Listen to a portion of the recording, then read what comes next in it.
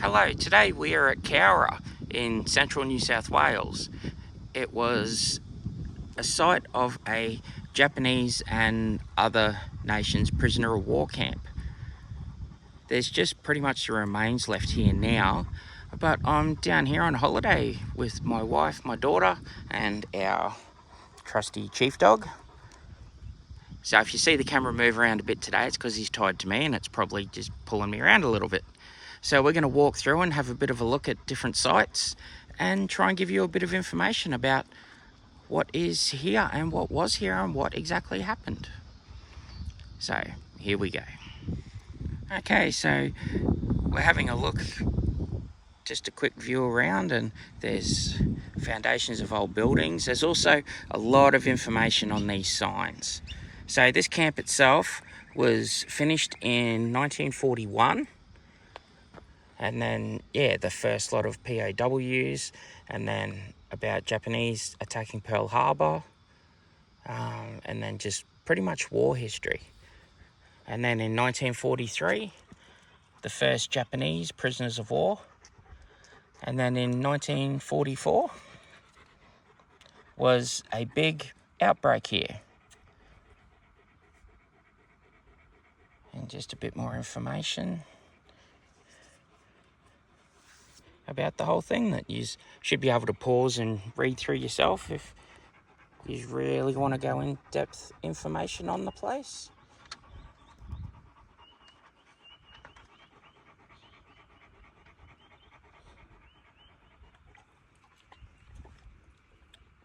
And this is the Mitsubishi Zero that was crashed in Australia. It was one of the most complete Zeros that was actually captured by the Allies to investigate and see what their technology was actually like. And the pilot of that plane was a prisoner here. And when they had the breakout, he was actually the one that was on the bugle to signal the start of the breakout. Then we have all about after the war and what was happening after the war and the peace bell. And the Japanese, when the outbreak actually happened and when the Australian military tried to inform the Japanese about the prisoners of war, the Japanese military actually did not believe them because they said our soldiers would not be taken alive. So there was a bit of controversy saying that the Australian military actually killed people in the town, not military people.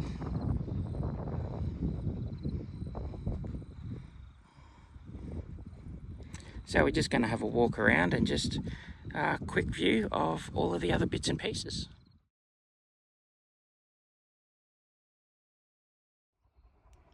So this is the little memorial that they have pretty much in the center of this area now. This is actually only about a quarter of the camp that was here, but this part is being preserved for the future. And this is the memorial about the breakout, and my wife has a little bit of information about that.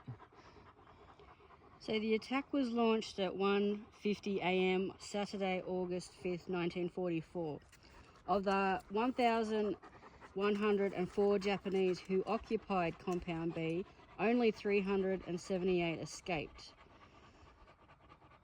Over the ensuing 90 days, 334 escaped prisoners were recaptured, and some found up to 15 miles away. Total Japanese casualties were 1 officer killed, 230 other ranks killed or died or wounded, 1 officer wounded, and 107 other ranks wounded. 3 more Japanese prisoners died from their wounds in the following months.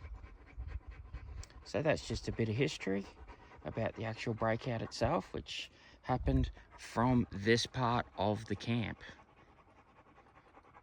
Rightio, so now we'll move on. So this is a map of what the camp was actually like, and this B section is where we are right now.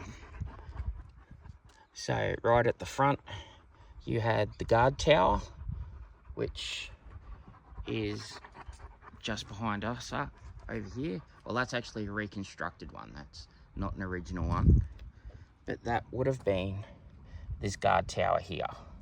So I estimate we're probably standing around here somewhere at the moment. And the information that they have on the board.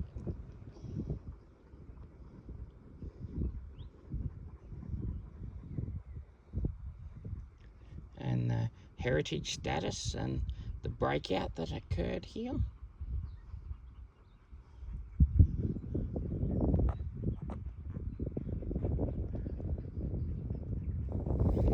Okay, from what we've been trying to work out, I think this is the remains of the toilet and shower block. So I'll put up a picture of the map and what I believe this might be and its location.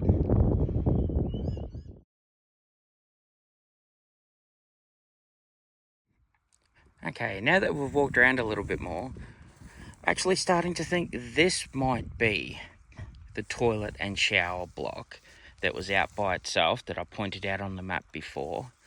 And the remains up here, that one up in the distance, is the one that we just looked at that I thought was the toilet and shower block. I think that is the toilet and shower block for the hospital that was there.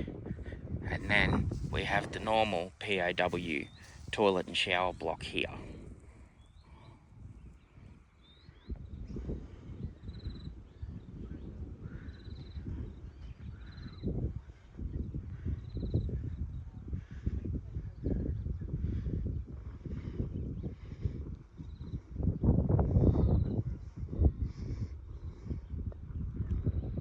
This is just another little monument that they have on this site, just depicting all of the Australian soldiers that were here, the Italians with their music, the Indonesians and their babies, and the Japanese actually played baseball here, which is pretty interesting. They were fighting the Americans but loved the sport.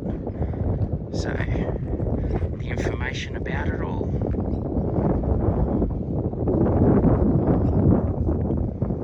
So I'm roughly standing in the middle of the camp. This is where the guard tower is and where you come in. And from here, I just wanted to point out that the Broadway is pretty much a street that you can drive down here now. And then you've got the other part of the camp over there, another one over there, and then another one here.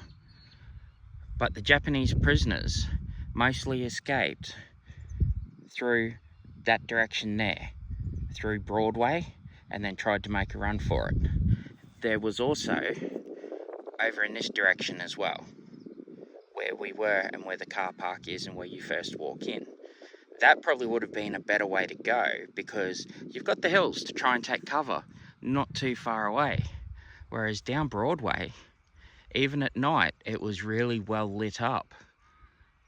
So they probably would not have had much success going that way at all. Okay, so this is a pretty big site for just the B part of the camp. That's where we started from, all the way up there. And there is literally just remains of buildings scattered all through the place. It would be a little bit better if they did have like an identifying plaque on each of them to actually explain what they are. Because you've got all of those down there, and then in amongst the long grass over here, we've also got remains of other buildings. And up and over here is the remains of another toilet block. They seem to use a lot of toilets back then. But for a prisoner of war camp, the toilet was actually a privilege instead of just a bucket. And then even all the way down to here. And the camp was basically crossed through by two roads, which was Broadway, which is roughly where the road is today, is what I've been told. And the other one was called No Man's Land. Well, No Man's Land Road if you wanted to call it that, which I believe just run across where you can see the grass changes colour. And I think that was where the No Man's Road was running through.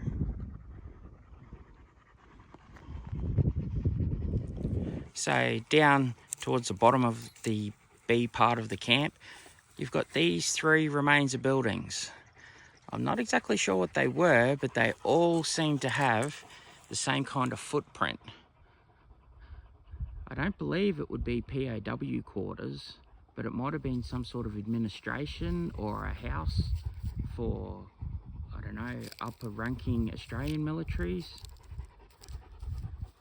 But the three of them are pretty much identical. And then we have another lot of remains over here that we'll go and have a closer look at. So the remains of that other building that we just saw off in the distance. And it really does just keep going on and on and on. There are just remains of buildings everywhere here.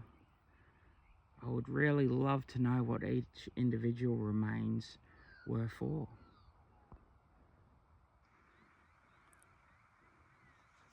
But that's pretty much our look at the Cowra POW camp, which I've always heard to it referred as the Japanese POW camp. But they did have others here. It's just the Japanese had the breakout here. So I hope you enjoyed the video. It's kind of bits and pieces all put together, but that's what I like to do with my videos. I like to keep them all as raw and as unedited as possible, so you can basically see what I see. So I hope you enjoyed the video, and thanks for watching. Okay, just one last thing. I come back up and had a look at the plaques again, and my wife actually found, as you can see today, is pretty much just the hospital mess and wash and toilet blocks are the most common remains on this site, but still doesn't really tell you what ones are what, but still a bit more information.